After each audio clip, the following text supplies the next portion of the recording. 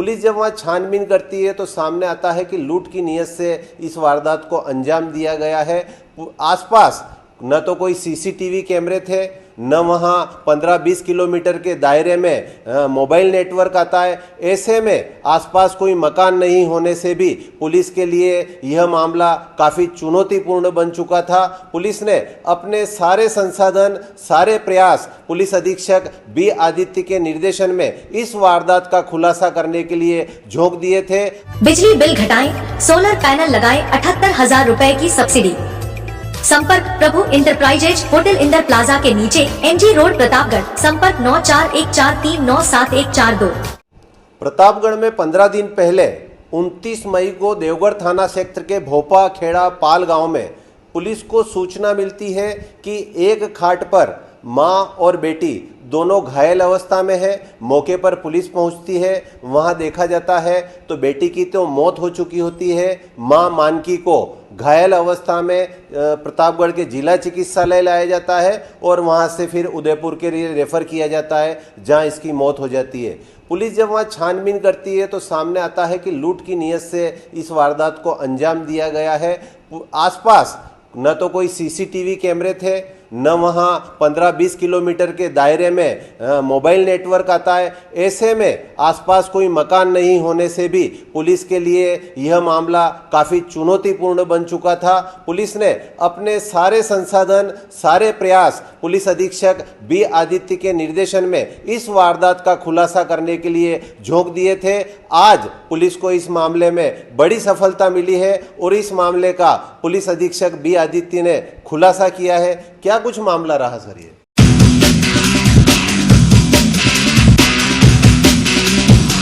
प्रतापगढ़ में 15 दिन पहले देवगढ़ थाना क्षेत्र के भोपा खेड़ा पाल गांव से पुलिस को सूचना मिलती है कि एक झोपड़ी के बाहर एक ही खाट पर सो रही मां बेटी के ऊपर रात में किसी ने हमला कर दिया है और दोनों लहूलुहान हालत में हैं। पुलिस मौके पर पहुंचती है तो बेटी की मौत हो चुकी होती है। मां को घायल हालत में प्रतापगढ़ के जिला चिकित्सालय लाया जाता है और बाद में उदयपुर रेफर किया जाता है, जहां उपचार के दौरान 2 दिन बाद उसकी मौत हो जाती है। मां बेटी के ऊपर किसी धारदार हथियार से हमला किया गया था। झोपड़ी के मेन गेट का ताला टूटा हुआ था, अंदर रखी पेटी भी खुली हुई थी।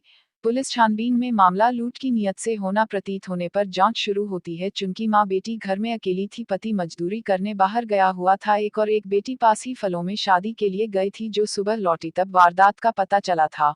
मौके पर डॉग स्क्वाड और फेशियल टीम भी पहुंचती है, लेकिन पुलिस के हाथ कुछ भी नहीं लगता है क्योंकि झोपड़ी जंगल वाले इलाके में थी और आसपास और कोई रहता भी नहीं था। साथ ही ना तो यहां पर सीसीटीवी कैमरे थे और आसपास के 20 किलोमीटर इलाके में कोई मोबाइल नेटवर्क नहीं होने से पुलिस के लिए यह मामला चुनौतीपूर्ण बन चुका था। इस मामले में हमने खास बातचीत की प्रतापगढ़ के पुलिस अधीक्षक बी आदित्य से। जी, जैसे आपको पता है कि 29 तारीख को माँ बेटी की मृत्यु हुई थी और इस मृत्यु के बाद जैसे आपने बताया कि वो इलाका ऐसा है कि वहाँ पे बिल्कुल किसी तरह का कोई टेक्निकल सबूत मिलना नामुमकिन ही था। तो हमारा जो सर्कल टीम था, सीओ के नेतृत्व में सारे एसएचओस ने बहुत ज़्यादा मेहनत की, प्रयास की। उसके बाद हमने मुलजिम को आइडेंटिफाई करते हुए एक पति पत्नी जो उसी गांव के रहने वाले हैं और मृतका के रिश्तेदार हैं, वही इसमें आरोपी निकले हैं, तो इनकी गिरफ्तारी की गई।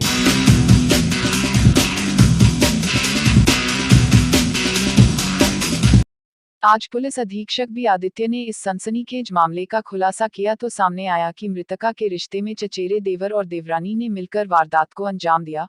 पुलिस ने दोनों को गिरफ्तार कर पूछताछ की तो एक के बाद एक वारदात की परतें खुलती गई।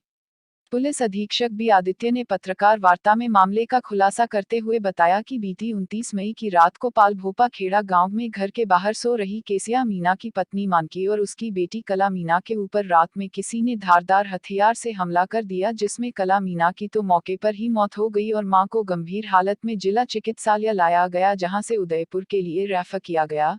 2 दिन बाद उसकी भी मौत हो गई। मौके पर पहुंची देवगढ़ थाना पुलिस ने साक्ष्य एकत्रित किए।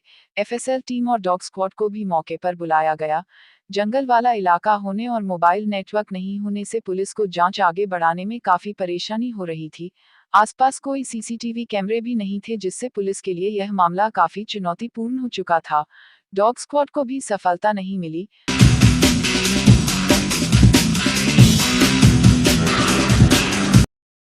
इस वारदात का जैसे आपने खुलासा किया, आपकी टीमें भी लगी, तो क्या कुछ कारण इस मामले में सामने आए?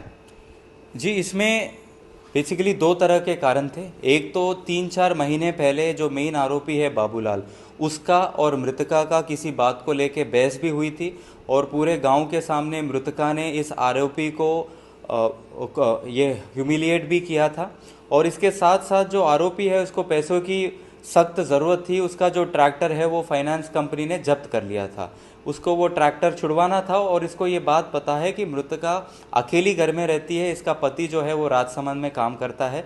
तो इस फ़ायदा उठा के वो और उसके पत्नी ने रात के समय घर पे जाके दोनों माँ बेटी की हत्या बेरहमी से इन्होंने की है। पुलिस ने अपना मुखबिर तंत्र सक्रिय किया, 70 से अधिक पुलिस जवानों और अधिकारियों को इस काम में लगाया। सबसे पहले पति केसिया मीना से पूछताछ की गई। वह राजसमंद मजदूरी करने गया हुआ था और उसकी छोटी बेटी पास ही एक शादी के कार्यक्रम में गई हुई थी जो सुबह लौटी थी। आसपास कोई मकान भी नहीं थे जिनसे पूछताछ की जा सके। पुलिस टीमें अहमदाबाद, राजसमंद, नाथद्वारा, उदयपुर, बांसवाड़ा, डूंगरपुर आदि भी संदिग्ध व्यक्तियों से पूछताछ करने गई, लेकिन कोई जानकारी नहीं मिली। इस मामले में पुलिस को लोगों ने बताया कि केसिया के चचेरे भाई के साथ 3 महीने पहले उसका विवाद हुआ था, तो शक की सुई गांव के ही रहने वाले उसके चचेरे भाई बाबूलाल मीना और उसकी पत्नी गेंदाबाई पर गई। पुलिस ने उसकी आर्थिक स्थिति की जानकारी ली तो पता चला कि वह मुफलिसी में जीवन यापन कर रहा है। इसके विषय में कई संदिग्ध जानकारियां मिलने पर पुलिस ने इसको हिरासत में लेकर पूछताछ की तो वह टूट गया और उसने पत्नी के साथ मिलकर वारदात करना कबूल किया। किस तरह से इस वारदात का खुलासा हुआ और किन किन लोगों का इसमें वारदात को खोलने में सहयोग रहा सर? जी, पहले तो एसएचओ जो देवगढ़ है उनको सूचना प्राप्त हुई थी कि गांव का ही एक व्यक्ति है जिसके पास किसी भी तरह का पैसा नहीं है। उसने बहुत सारे लोगों से पैसे की मांग की थी लेकिन किसी ने दिया नहीं था। बट घटना के 3-4 दिन बाद जो ट्रैक्टर कंपनी ने जब्त कर ली थी वो उसके घर के पास मौजूद मिला। तो इस सूचना पे एक्ट करते हुए जब अनुसंधान की गई तो ये पता चला कि घटना के 3-4 दिन बाद किसी खाते से फाइनेंस कंपनी के पास पैसे आए थे और इसने ट्रैक्टर वहाँ से छुड़वाया। तो इसमें अनुसंधान में ये पता चला कि जो गहने इसने मृतका से चोरी किए थे वो गहने इसने कहीं पे सेल करके वो पैसे से इसने ट्रैक्टर छुड़वाया था। तो ऐसे घटना का खुलासा हुआ और अनुसंधान में ये पाया गया कि इसके साथ सहयोग करने में इसकी बीवी भी थी। तो दोनों वाइफ एंड हस्बैंड को हमने अरेस्ट किया है। इन जो वारदात में जिनकी मौत हुई और जो आरोपी है उनके बीच कोई रिश्ता?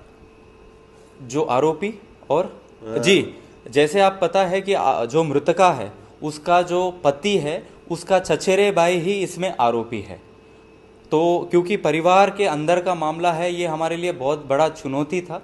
लेकिन इसमें मैं नाम बताऊं तो एसएचओ देवगढ़ और उनके पूरे टीम ने बहुत प्रयास किया, हमारे साइबर सेल ने बहुत प्रयास किया, तो उसके बाद जाके ये खुलासा हो पाया। मामले में अभी तक जो हथियार वगैरह काम में लिए गए होंगे वारदात के दौरान और जो रकम वगैरह या नकदी जो चोरी हुई है उसकी कोई बरामदगी हुई है? जी, उनके सूचना हमने प्राप्त कर ली है और बहुत जल्द उसका बरामदगी भी हो जाएगी। तो पुलिस अधीक्षक बी आदित्य ने इस मामले में खुद रुचि लेकर बड़े प्रयासों के साथ, जहां हम कह सकते हैं कि ये ब्लाइंड डबल मर्डर था जिसके लिए पुलिस ने दिन रात एक कर दिए और आसपास के इलाकों में कई टीमों का गठन कर ऑपरेशन भी चलाया और इस वारदात का आज खुलासा करते हुए आरोपी दंपत्ति को सलाखों के पीछे पहुंचा दिया है सहयोगी इरफान पठान के साथ।